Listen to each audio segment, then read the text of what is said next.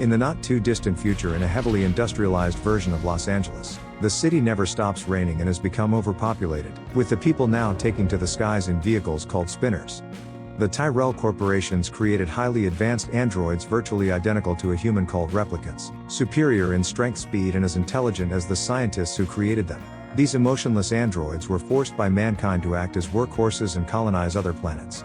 While out on a mission, a group of the Nexus 6 models began to develop emotions, starting with a deep-seated hatred for their human overlords. They slaughtered all who accompanied them, and ever since then replicants have been declared illegal on Earth.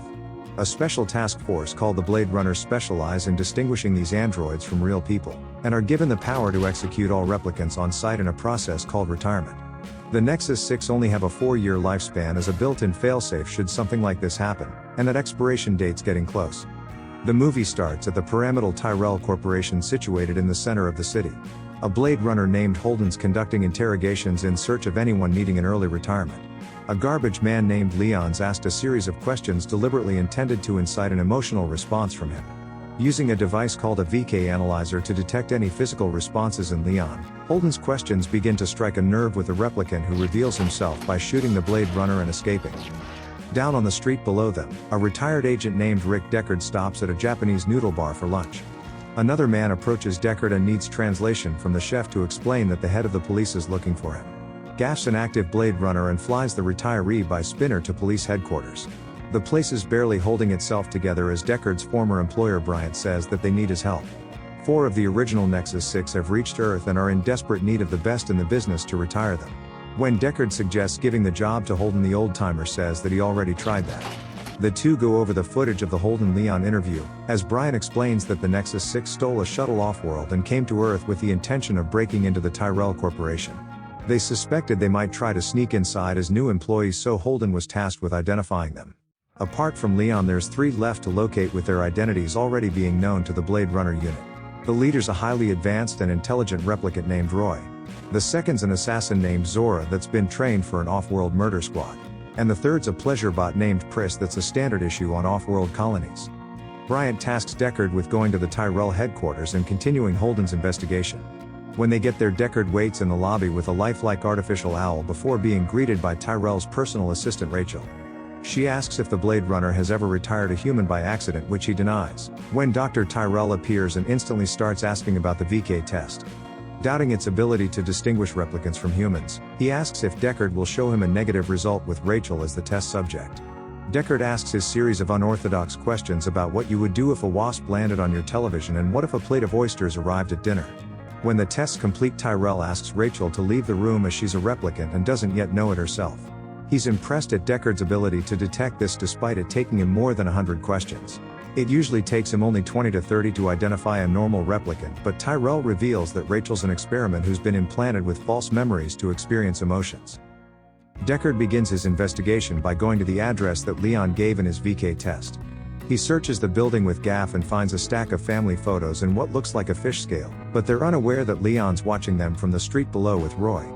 The 2 Nexus 6s travel to the Sub-Zero lab of a Chinese ocular maker named Hannibal Chu for information. The old man engineered the replicant's eyes for Tyrell and doesn't recognize his own bright blue creations, until he sees Leon unfazed by liquid nitrogen. Chu begs for his life as Leon rips open his thermal coat designed to protect him from the freezing temperatures. Roy uses this as a method of torture to locate Tyrell in hopes of extending their lifespan, but not knowing his location, the old man just gives him the address of a Tyrell geneticist. When Deckard gets home after his first day back on the job, he's met by Rachael, who's been waiting. Tyrell wouldn't talk to her after their meeting, and she's concluded that the Blade Runner suspects her a replicant.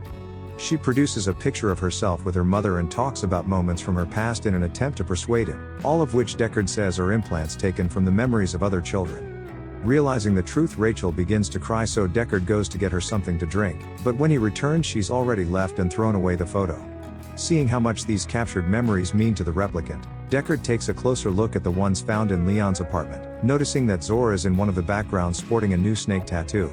He takes the scale to a local woman who identifies it as artificial and locates the microscopic serial number of its creator. It leads him to a reptile merchant who says that he created the snake for a nearby nightclub owner.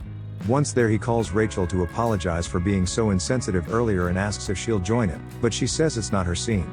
He then attempts to convince the owner Taffy to give him the location of Zhora, but he doesn't want to give up his leading lady.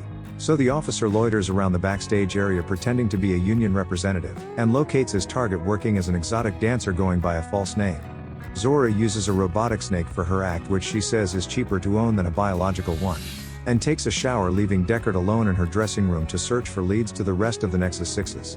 When she comes back out, she suddenly attacks him and puts on the craziest looking outfit. She tries to strangle Deckard but runs away when entering dancers startle her, so Deckard gives chase through the overcrowded streets of Los Angeles. He eventually catches up and puts multiple bullets into the terrified Zhora's back, sending her crashing through storefront windows.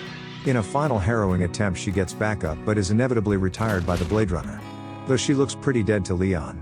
Afterwards, Gaff comes to collect Deckard again, but this time Bryant's come to them.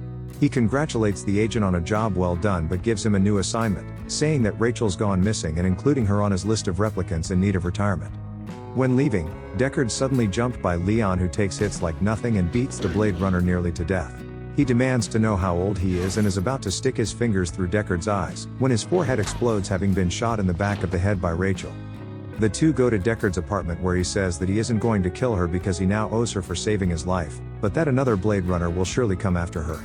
Rachel nervously asks if he knows the date she was created, hoping to know her lifespan, but that's above a Blade Runner's pay grade. She then asks if Deckard's ever tried the VK test on himself, but he passed out before hearing the question. When he wakes up, Rachel's let her hair down and he begins playing the piano beside her. The two are attracted to each other, but the replicant's insecure as she can't trust if she likes him or it's just programming, so they spend the night together to find out. In another part of town, Pris walks the streets in the pouring down rain, seemingly aimless. She takes shelter in an alley before being woken by a kind stranger who offers the startled woman shelter. The man introduces himself as Tyrell's geneticist Sebastian, the designer of the replicants and the person that Pris has been sent by Roy to locate. The 25-year-old Sebastian looks much older than he is due to a skin condition, which is also the reason he's not off-world with the rest of humanity's greatest minds. Instead, he chooses to live alone in a large abandoned hotel with only his lifelike toys to keep him company. Pris plays dumb to the definition of geneticist and says that a few of her friends are coming to visit. She applies a subtle amount of eyeshadow and waits until her team arrive, but only Roy appears with the tragic news that Zhora and Leon were both retired. He and Pris make themselves at home and reveal them to be the 6th generation of Nexus replicants, which Sebastian's fine with. Pris gives a demonstration by tossing a boiling egg to Sebastian, leaving her hand unharmed but the human in pain. Roy then notices a game of chess that Sebastian says he's having with Tyrell during their private phone calls, and uses this as his way inside. The two replicants relate to their host's Methuselah syndrome with their accelerated lifespan, and gently coerce him into using his connections to arrange a meeting with their creator. Tyrell's penthouse sits atop the pyramid and requires the two boys to take an elevator up the side to reach it. They're stopped as a security measure by the suspicious homeowner, but Sebastian says the next two moves he wants to make. The moves come from Roy, who's outsmarted his creator, and impressed by the performance, Tyrell invites the victor up to discuss it. Sebastian's followed inside by the replicant to confront his maker, but he seems to already be expecting him. Roy requests an extension on life and mockingly calls Tyrell father, but is told that it's an impossible alteration to make. The intelligent AI proposes several theories to prolong his lifespan, but the creator claims to have tried them all. Defeated at hearing this, Roy says that he's done terrible things to get where he is, but Tyrell dismisses them all and comforts him, saying that the light that burns twice as bright burns for half as long. Realizing how little life means to the actual human, Roy kisses Dad on the lips before crushing his skull between his hands, then turning his attention to Sebastian, who runs away horrified and is killed off screen. Meanwhile, Deckard's having the scavenger guild try to strip parts off his car, so he drives away. He's told that Sebastian's body was found alongside Tyrell, so he calls the geneticist's home, but Pris answers briefly before realizing her mistake and hanging up. Deckard goes to the abandoned hotel and begins to search through the clutter of puppets and mannequins. Pris waits on him to arrive and sits in the center of the room, hiding in plain sight. She then knocks Deckard across the building and flips onto his head before crushing his skull with her thighs. When he collapses, she does another series of backflips but allows the Blade Runner to regain his pistol and send her to an early retirement. The replicant begins to malfunction and spasms violently, so the Blade Runner shoots her again to finish her off. Deckard then hears Roy arriving and takes up a defensive position in the next room. Roy finds Pris lying dead and briefly mourns for his woman, then walks straight into the ambush but avoids the bullet. He then punches a hole through the wall and grabs Deckard's gun hand, and individually breaks two of his fingers in retaliation for Zhora and Pris. Roy then gives the agent his gun back to continue their game of cat and mouse, almost costing him an ear when Deckard's next shot misses. Unable to shoot straight due to being right-handed, the Blade Runner retreats, while Roy strips down to his underwear and goes primitive. He maniacally chases Deckard through the building until he escapes to an upper level through a hole in the floor, but drops his pistol on the climb. Roy begins to show signs of his inevitable Fourier shutdown and stabs himself through the hand with a nail to regain feeling. When he locates Deckard attempting to reset his broken finger, the Blade Runner takes a swing with a metal pole, but the replicant barely budges.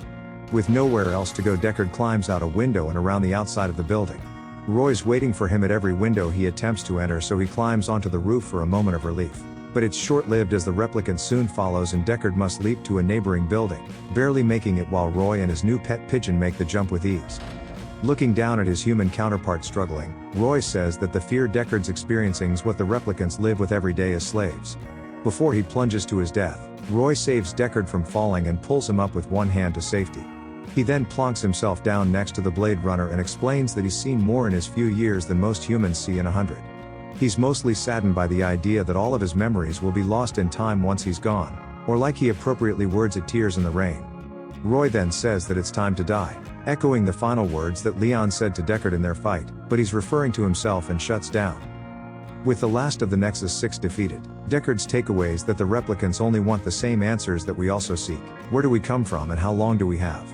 Afterwards, Gaff meets Deckard and congratulates him on completing his investigation.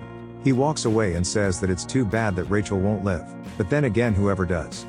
A concerned Deckard races back to his apartment to find the door ajar and gets no response from Rachael. To his relief, she's just sleeping, and he wakes her asking if she loves him and trusts him.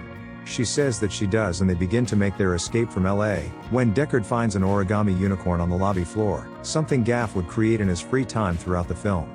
The Blade Runner realizes that Gaff got there before him, but decided for whatever reason to let Rachael live. And the movie ends.